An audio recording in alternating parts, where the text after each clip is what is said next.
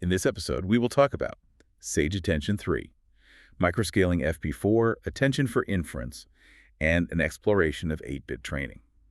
Welcome to the deep dive.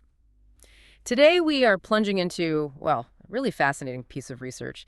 It tackles one of the biggest bottlenecks in large AI models, the sheer computational cost of the attention mechanism. That's right. It's a huge issue. As these models get bigger and we feed them longer sequences, for generating complex images or longer videos, or just processing lots of text, the cost of attention doesn't just grow, it kind of explodes. It has this challenging quadratic complexity. Quadratic complexity. Meaning if you double the sequence length, the compute cost quadruples. It gets out of hand really fast. Oof. Yeah, that scales up incredibly quickly. It's like, I don't know, packing for a trip where the amount of stuff you need quadruples every time your destination gets twice as far away. It becomes impossible. But this paper, it presents some really clever ideas to tackle that cost, mainly by using very low numerical precision. Exactly. They're kind of fighting on two main fronts here. First, they focus on making attention dramatically faster, specifically for inference. Okay, inference. So that's when you're actually using a pre-trained model to generate something, right? Not training it. Precisely. And for inference, they push precision down to an incredibly low level, FP4. FP4. Wow, just 4 bits. That sounds, well, pretty aggressive. And the second part. The second part explores a much newer and frankly trickier area, using low precision, specifically 8-bit integer INT8, not just for running the model, but for actually training these massive models. And that's something that previous low-bit attention work really hadn't cracked effectively. Okay, so lots to unpack here. Our mission today is to dive into how they manage these low-bit techniques without, completely tanking the accuracy. We need to understand the methods they develop for both inference and training and look at the result, the speedups, and the quality they manage to maintain. All right, so before we jump into their specific tricks, maybe let's just do a quick refresher on the attention mechanism itself. What's actually happening under the hood that makes it so computationally heavy? Sure. So at its core, attention involves a few key matrix multiplications. You've got your queries, which we call Q, your keys, K, and your values, V. First, you compute a score matrix by multiplying Q and the transpose of K. That's the QKT step. Right. Then you apply a softmax function to those scores to get what's called the attention map. Let's call it P. And finally, you multiply that attention map P by the values V, the PV step, to get your output. Okay. And it's that first step, the QKT, Yeah. that's the real source of the quadratic pain, isn't it? Exactly. Because you're essentially comparing every single query element against every single key element. The resulting score matrix has dimensions of sequence length by sequence length. So longer sequences mean that matrix just gets enormous. Much bigger, yeah. And that's precisely why making the step more efficient is so critical, especially for handling these modern, long context models we're seeing everywhere. So this paper, like a lot of work aiming for acceleration, turns to quantization. That's the key technique. Quantization. Okay, so that means converting the numbers in these huge matrices from higher precision, like 32-bit floating point, FP22, or maybe 16-bit FC16, down to much lower precision, like the 8-bit integer INT8, or even that super low 4-bit floating point, FP4 you mentioned. Yes, exactly that. You're taking a wide spectrum of possible values and basically mapping them onto a much smaller, limited set of representable values. The huge advantage is that specialized hardware, like the tensor cores you find on modern GPUs, can perform calculations with these low-bit numbers much faster than with FP32 or FP16. Got it. So FP32 uses 32 bits, FP16 uses 16, INT8 uses 8, and FP4 uses just 4 bits.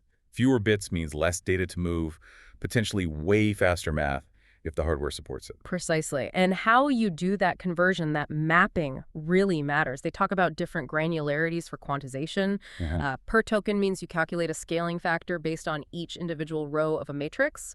Per block means you do it for a specific smaller section or tile within the matrix. Okay, per token versus per block. And speaking of tiling, I know this paper builds on some really important prior work like flash attention, right? Absolutely. Flash attention was a big step. It already sped up attention significantly by reorganizing the computation. It used tiling and calculated the softmax step incrementally. They call it online softmax. This avoids having to write out and read back those massive intermediate QKT and softmax matrices from the GPU's slower memory. It's all about optimizing data movement. Right. Flash attention optimized the flow. So this new work basically takes that optimized flow and asks, okay, how far can we push the quantization within this efficient structure? That's a great way to put it. Okay, let's dig into their first big contribution then. SageAttention3. This is their approach using FP4, specifically for speeding up inference. Yeah, this is where they're really pushing the limits. They're aiming to leverage the potential of new hardware, like the FP4 tensor cores that are expected in upcoming GPUs like Blackwell. And the paper shows some pretty staggering numbers. They achieved 1038 TOPS, that's tera operations per second, on an RTX 5090 GPU with their custom FP4 attention kernel. 1038 TOPS. Yeah. That's huge. Their figures show that's like, what, 5 times faster than the fastest flash attention implementation on that same hardware? Yep, 5x faster than Flash Attention and something like 8 to 11 times faster than other libraries like Xformers. That raw speed boost is just incredible. It really is. But I imagine getting attention to work accurately with only 4 bits is not straightforward. Far from it. The paper spells out 2 critical challenges they had to overcome. Challenge 1, which they call C1, is just the extreme limitation of FP4 itself. Besides 0, you only have 15 distinct values you can represent. Standard ways of quantizing matrices, like per tensor or even per token, just lose way too much information with so few bins. The accuracy tanks. Right, you just don't have enough different numbers to capture the range and nuances of the original data. What's challenge 2? Challenge 2, C2, is a bit more subtle. It's specifically about quantizing that intermediate attention matrix. Remember, that's the one after the online softmax, where values are mostly between the 0 and 1. Okay, the attention weights. Exactly. When you quantize these small, mostly fractional values directly to FP4, the scaling factors you need are also very, very small. Now here's the kicker. The hardware often requires these scaling factors themselves to be stored in a specific FP8 format, like E4M3. This FT8 format also has a limited range. So you're trying to represent a tiny scaling factor using a format that's not great at representing tiny numbers near 0. It gets crunched down, loses precision, and when you dequantize later using that inaccurate scale, you get significant errors in your attention map. Ah, okay, so it's not just about quantizing the main matrices Q, K, and V. It's also quantizing that intermediate PAM map. And the very act of storing the scaling factor for PAM in the required FP8 format introduces another layer of error because the scales are so small. Exactly. It's like a chain reaction of precision loss. So to solve C1, the problem of FP4 having too few values for Q, K, and V, they propose a key technique: microscaling FP4 quantization. Yeah. It's a very fine-grained type of per-block quantization. They use tiny block sizes, specifically 1 by 16. The insight is that by quantizing over these really small blocks, you can better isolate and handle the impact of individual large or outlier values within the matrix multiplications, the QKT and PV steps. It preserves accuracy much better than using larger blocks or just per-token scaling. Okay, so microscaling with tiny blocks helps handle outliers and maintain accuracy for Q, K, and V during the multiplies. Yeah. Smart. How did they tackle challenge C2, that tricky scaling factor problem for pass? This, I think, is arguably their most clever contribution for the FP4 part. They developed what they call two-level quantization, specifically for the PAS matrix. Two-level. Right. Instead of trying to directly quantize the small values in PAS, which leads to those problematic tiny scaling factors, they do something ingenious. First, they apply a per-token scaling factor, they call it SP1, to artificially scale up the pad values, mapping them into a much wider numerical range. Okay. They make the numbers bigger first. Exactly. Then, once the pay values are in this wider range, they apply their standard FP4 microscaling, which involves a second scaling factor, SP2. The formula looks something like PAS approximately P2 as SP2 SP1. So scale it up with SP1, then quantize that larger version using FP4 microscaling with SP2. How does that help with the scaling factor storage problem? Okay, think of it like this. Your original pay values are like a tiny photograph. The hardware demands you describe the scaling factor needed to represent this photo using a very limited vocabulary. That's the E4M3 FP8 format for the scale. If the photo's tiny, the scaling factor is tiny, and describing that tiny scale factor with the limited FP8 vocabulary loses almost all the important detail. Right. Their trick is to first enlarge the photograph significantly using that initial SP1 scaling. Now you have a much bigger picture. When you quantize this larger picture using FP4 microscaling, the required scaling factor, SP2, is no longer super tiny, it's a more reasonable number. This larger, more reasonable SP2 fits much better into that limited FP8 vocabulary, E4M3. It preserves far more precision about the relative distribution of the original PAS values. The hardware can then implicitly handle the combined effect of SP1 and SP2. Wow. Okay, that enlarged first idea purely to make the second scaling factor fit better into the constrained FP8 format for scales. That's a really deep insight driven by understanding the hardware limitations. That's clever. It really is. And does this two-level approach actually fix the accuracy issue for PAS? The results in the paper strongly suggest it does. They show figures like Figure 3 and Table 1b comparing direct FP4 quantization of PA versus their two-level method. The two-level approach makes much better use of the available E4M3 range for the scale factors, and it dramatically reduces the quantization error for PA itself. They report the cosine similarity for PA jumping from a pretty poor 93.32% with direct quantization up to an excellent 99.52% with their method. A jump from 93% to over 99.5% similarity. Yes. Yeah, that's a huge improvement. That seems critical to making FP4 attention actually usable. Absolutely critical. They also mentioned some other hardware implementation details, like choosing between different FP4 formats. NVFP4 versus MXFP4, they preferred NVFP4 for accuracy, and specific kernel optimizations like permutation strategies for K, reusing shuffled data, and producer warp epilogues. Okay, lots of detailed engineering work went into actually achieving those speeds on the hardware. Definitely. It's not just the algorithmic idea, it's also the low-level implementation. So let's summarize SageAttention3 for inference again. Microscaling, that clever two-level quantization for PAS plus detailed hardware tuning. What were the final headline results? Right. For raw kernel speed, we mentioned that peak of 1038 TOPS on an RTX 5090, giving those massive 5x to 11x speedups over baselines like flash attention and X-formers. For end-to-end inference speed on actual generative models, they showed really significant gains too. Table 4a shows about a 3x speedup for a video generation model called Hunyuan Video. 3 times faster, wow. Yeah, cutting generation time from like 489 seconds down to 164, and about 2.4x faster for another one, Cog Video X, going from 64 seconds down to 27 seconds. Okay, significant real-world speedups. But the crucial question, after all that aggressive 4-bit quantization, does the model still produce good results? What about quality? That's always the key trade-off. The paper claims almost no end-to-end quality loss. They show results across various image and video generation tasks using models like Cog Video X, Hunyuan Video, Mochi, Flux, and even Stable Diffusion 3.5. Table 2 and Figure 9 provide some visual examples and specific quality metrics suggesting they maintain full generation quality. Almost no loss. That sounds impressive if true across the board. Yeah. You always wonder about edge cases or maybe more sensitive tasks where these low-bit techniques might show subtle degradations. That's a fair point. It's always possible. But based on the benchmarks and models they tested, the quality seems to hold up remarkably well, which is a major achievement for FP4. Okay, really interesting stuff on the inference side. Now let's pivot to the second major part of their work. SageBrood. This is where they explore low-bit attention, specifically INT8 for training models. Yes, and this is a significantly less explored territory for low-bit attention. Most previous work, like even SageAttention3's FP8 support or the earlier SageAttention1 and 2, focused purely on inference.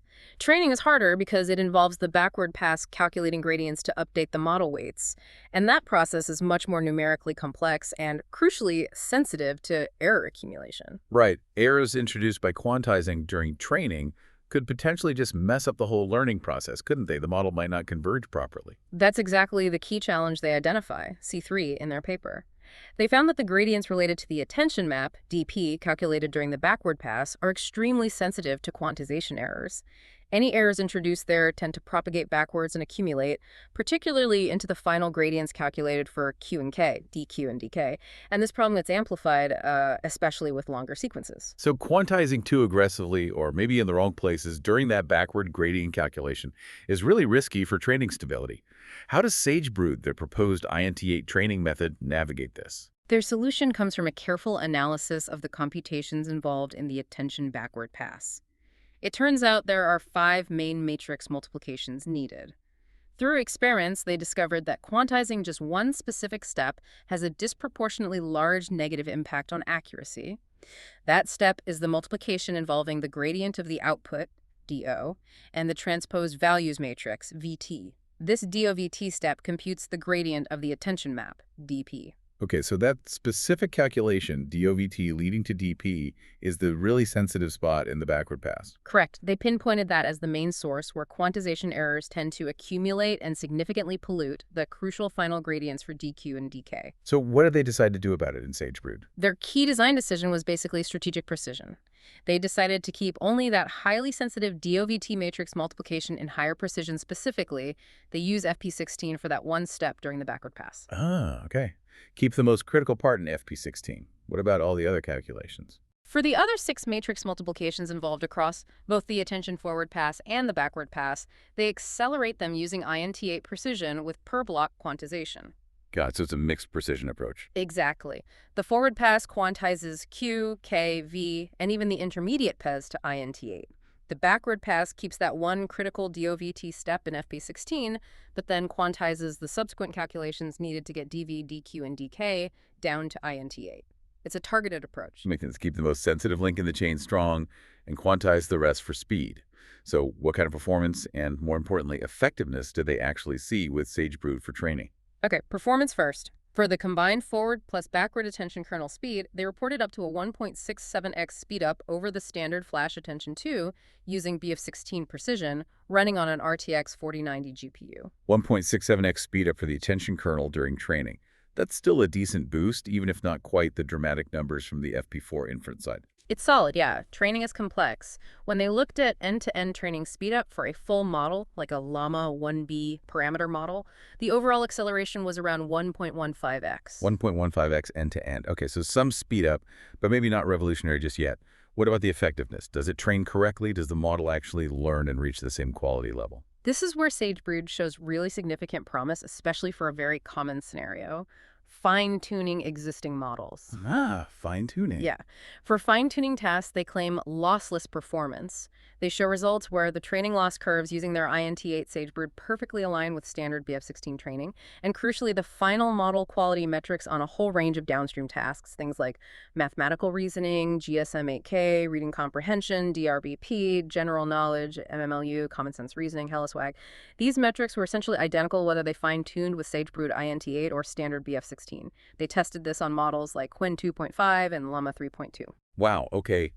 Lossless performance for fine-tuning is huge. That means you can potentially swap in this INT8 attention, get a modest speed up, use less memory perhaps, and achieve the exact same fine-tuned model quality. That's a very practical win. It really is. It makes low-bit training viable for that important use case. However, they also tested it for pre-training models completely from scratch. And how did that go? Well, they showed that convergence is possible. The model does learn, but the paper explicitly notes slower convergence compared to using standard BF16 precision. So while it's a valuable proof of concept showing low-bit attention can work in a pre-training context, it's not yet efficient enough or perhaps stable enough over the long haul for those massive multi-day, multi-week pre-training runs. Interesting. So great for fine-tuning, but still some hurdles for pre-training. Makes you wonder what exactly causes that slower convergence in pre-training. Is it just residual numerical noise accumulating over vastly more steps, or is there something fundamentally different about the dynamics? That's a great question and probably an area for future research. Okay, let's try and bring this all together then. We've dug into how this paper really pushes the boundaries of efficiency in the attention mechanism using these, well, pretty extreme quantization techniques. Right. We saw 2 main contributions. First, SageAttention3, which is the first to really demonstrate usable FD4 attention for inference. It brings those massive speedups, 5x kernel speed, maybe 2-3x end-to-end inference speedup, claiming negligible quality loss.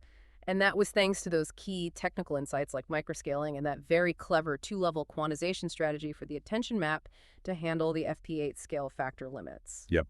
And then on the other side, we have SageBrood. This is really the first significant exploration of low-bit attention, specifically INT8, for the much harder problem of training. It shows it's definitely feasible and highly effective for fine-tuning getting that lossless performance with some speed up, but it also clearly flags the remaining challenges in making it work efficiently for pre-training from scratch due to that slower convergence issue. It's a really important foundational step, though. It proves you can significantly strip down the numerical precision used in attention calculations, both when running models and when training them, provided you're really smart and careful about how and, crucially, where you apply that quantization, especially in the backward pass. The authors themselves point towards future work.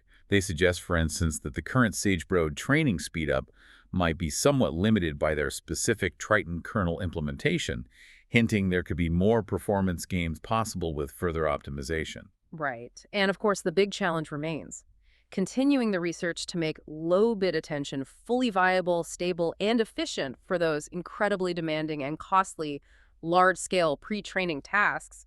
That's still a major hurdle for the field. So that brings us towards the end of this deep dive.